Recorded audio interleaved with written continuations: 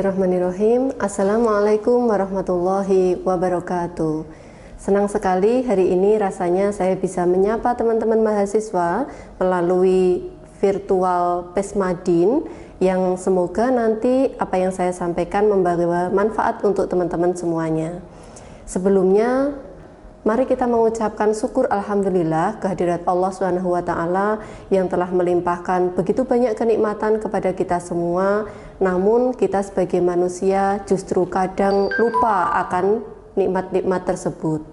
Salawat serta salam semoga tetap tercurah kepada Nabi Muhammad SAW, manusia terbaik utusan Allah, yang semoga kita bisa menetapi apa yang beliau contohkan dan kelak kita di yaumul qiyamah mendapatkan syafaat dari beliau. Teman-teman semuanya, kali ini saya akan menyampaikan materi yang keempat di dalam virtual Pesmadin ini mengenai sholat. Sholat di sini khusus bagi seorang perempuan. Apakah ada perbedaan sholat antara seorang laki-laki dengan seorang perempuan? Mari kita membahasnya lebih lanjut. Kita awali dengan pengertian sholat terlebih dahulu. Sholat menurut bahasa diartikan sebagai doa. Kemudian menurut istilah, sholat merupakan rangkaian dari ucapan dan juga perbuatan kita yang diawali dari kita bertakbiratul ihram, kemudian diakhiri dengan salam. Sebagaimana kita ketahui bersama bahwa sholat merupakan rukun Islam yang kedua setelah syahadat. Bahwa ketika seseorang ingin memasuki agama Islam, maka dia diharuskan untuk mengucapkan syahadat terlebih dahulu. Kemudian dia diharuskan untuk melakukan rukun Islam yang kedua, yaitu melakukan sholat. Kewajiban sholat ini ada banyak di dalam Al-Quran, salah satunya di dalam Quran surat At-Toha ayat 14, Innani anallahu la ilaha illa ana fa'budni wa aqimis sholata li dzikri, yang artinya sesungguhnya aku adalah Allah, tidak ada Tuhan selain aku, maka sembahlah aku dan dirikanlah sholat untuk mengingat aku. Sebenarnya di dalam Al-Quran masih sangat banyak lagi ayat-ayat yang membahas tentang kewajiban kita untuk melaksanakan ibadah sholat. Kemudian, apa pentingnya kita melakukan sholat? Bahwa di dalam Islam kita mengetahui sholat itu merupakan mempunyai kedudukan yang tinggi di dalam agama kita. Kemudian sholat juga merupakan ibadah yang pertama kali Allah wajibkan kepada hambanya. Kemudian juga sholat adalah perkara pertama kali yang akan dihisab oleh Allah kelak di yaumul qiyamah. Dan juga sholat mencegah kita dari melakukan perbuatan keji dan mungkar. Yang pertama, mengenai urgensi sholat, kita ketahui bahwa di dalam agama Islam, sholat mempunyai kedudukan yang sangat tinggi. Sebagaimana di dalam hadis yang diriwayatkan oleh Ahmad, kemudian Tirmidzi, Hakim, dan Ibnu Majah, serta Baihaqi, Rasulullah pernah bersabda, Ra'sul amri al-Islam, man aslama salima, wa amuduhu as-sholah, wa dzirwatu sanamihi al-jihad. Yang artinya bahwa pokok perkara merupakan Islam, dan barang siapa yang masuk Islam maka dia akan selamat. Kemudian tiangnya dari Islam tersebut adalah sholat dan puncaknya adalah jihad. Kita ibaratkan bahwa Islam itu merupakan sebuah bangunan, maka dia tidak akan kokoh keimanan seseorang tanpa dia melakukan sholat. Kemudian urgensi yang kedua yaitu sholat merupakan ibadah pertama kali yang diwajibkan Allah kepada hamba-hambanya. Sebagaimana kita ketahui bahwa dalam peristiwa Isra dan Mi'raj, Rasulullah diutus oleh Allah melakukan perjalanan dari Masjidil Haram ke Masjidil Aqsa, kemudian dilanjutkan ke Sidratul Muntaha untuk menerima wahyu langsung mengenai sholat tersebut. Kemudian yang selanjutnya yaitu sholat merupakan perkara yang pertama kali akan dihisab. Hal ini seperti yang disampaikan oleh Rasulullah Shallallahu Alaihi Wasallam, di mana Rasulullah pernah bersabda bahwa pertama kali yang dihisab dari seorang hamba pada hari kiamat adalah sholatnya. Ketika sholatnya baik, maka baiklah seluruh amal perbuatannya. Maka jika sholatnya buruk, maka buruk pula seluruh amal perbuatannya.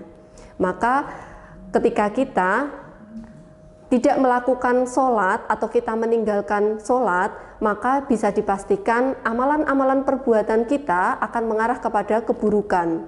Sehingga kita harus senantiasa berupaya bagaimanapun keadaan kita, apapun yang menjadi kendala kita, apapun kesibukan kita harus senantiasa untuk menegakkan sholat.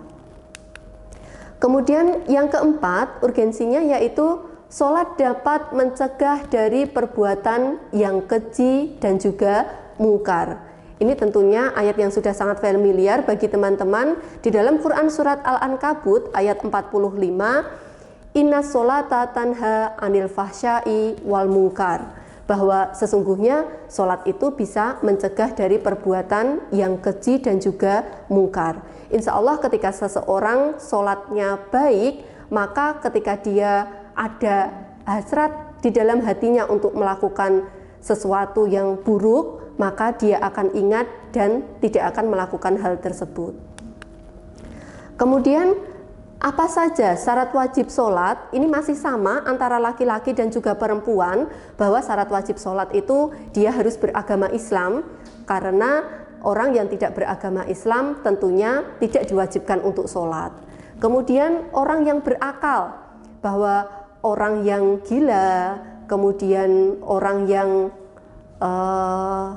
sedang pingsan, kemudian orang yang tidur sampai terbangun, maka dia tidak wajib untuk sholat sampai hal tersebut hilang daripada dirinya. Kemudian yang ketiga yaitu balik.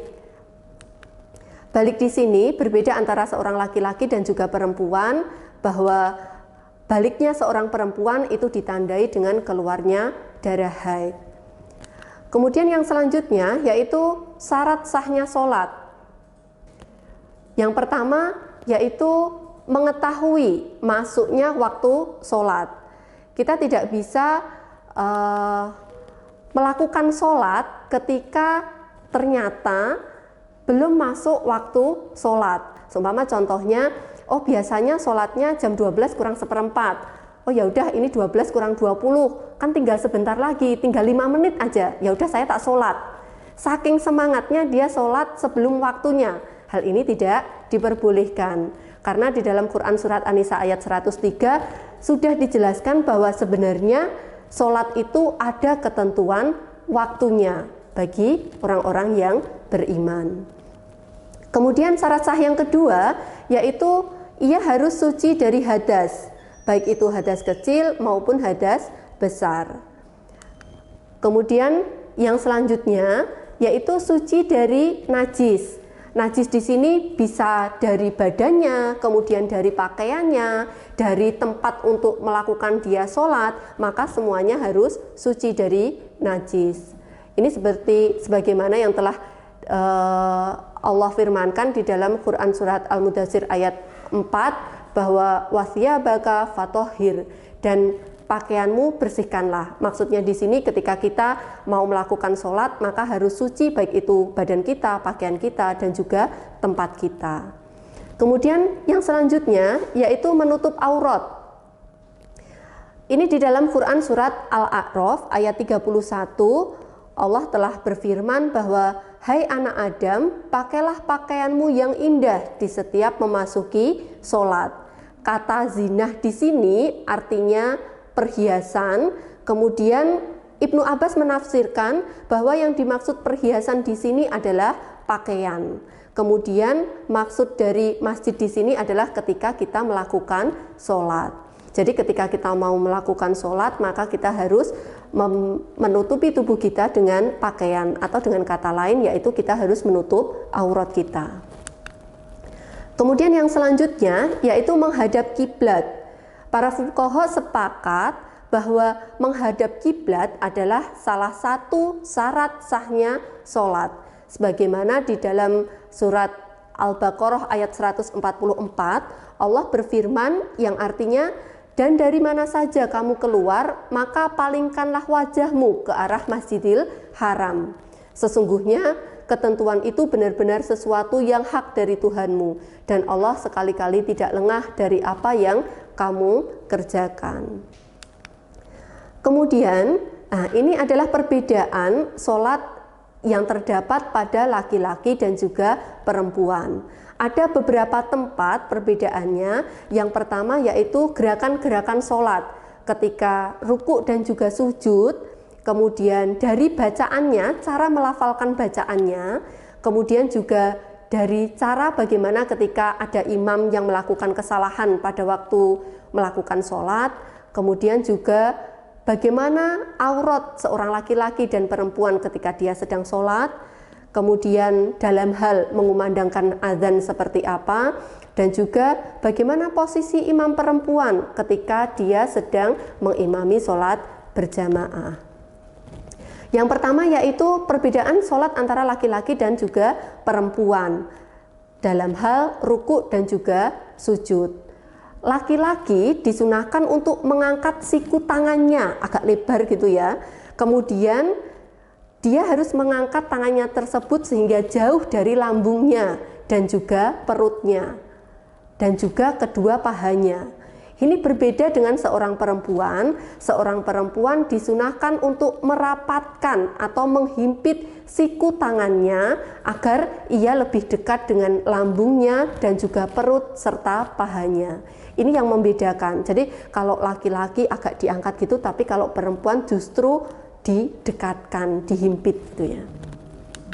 Kemudian yang kedua, dalam hal melafalkan bacaan sholat, bagi kaum laki-laki disunahkan untuk mengeraskan suara sehingga dapat didengar orang yang berada di dekatnya.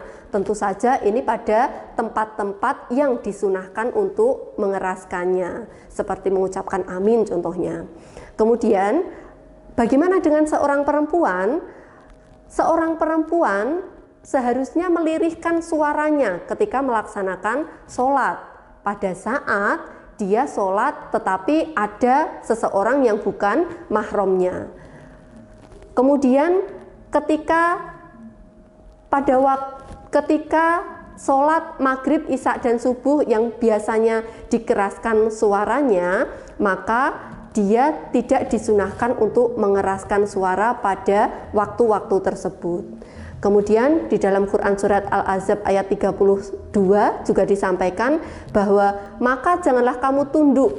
Maksudnya tunduk di sini adalah melemah lembutkan suara bagi seorang perempuan ketika dia berbicara, sehingga bangkitlah nafsu bagi seorang yang ada dalam hatinya sebuah penyakit. Dan ucapkanlah ucapan yang baik. Kemudian yang selanjutnya yaitu cara mengingatkan imam ketika imam tersebut melakukan kesalahan pada waktu sholat.